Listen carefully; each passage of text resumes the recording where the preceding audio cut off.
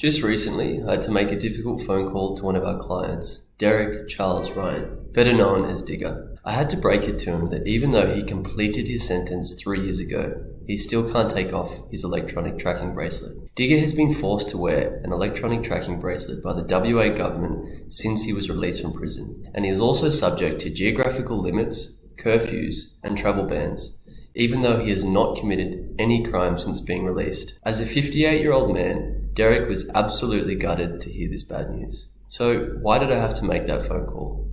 Because in September, the High Court delivered its decision on the case of Garlett and the state of Western Australia. In that case, a 28-year-old Noongar man, known as Mr. Garlett, challenged the restrictions imposed on him by the WA government under a law called the High Risk Serious Offenders Act. Despite having already served his sentence, the WA government has continued to punish Mr. Garlett with curfews, 24-hour monitoring, and geographical limits.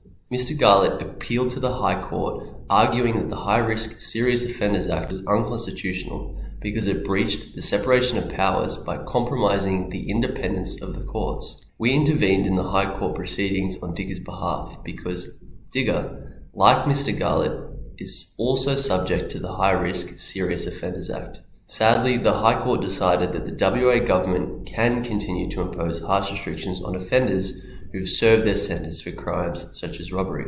This is disappointing for a number of reasons. Firstly, the case extends the power of governments to detain and put restrictions on individuals who have not committed a crime since their release. Secondly, legislation like the High Risk Serious Offenders Act was originally designed to target terrorists and sex offenders, not people convicted of robbery and assault. In WA, that could expose over 7,000 prisoners to punishment even after they've completed their sentence. Thirdly, we say that the decision entrenches discrimination in the justice system. 40% of prisoners in WA are Aboriginal, despite making up only 4% of the population in WA.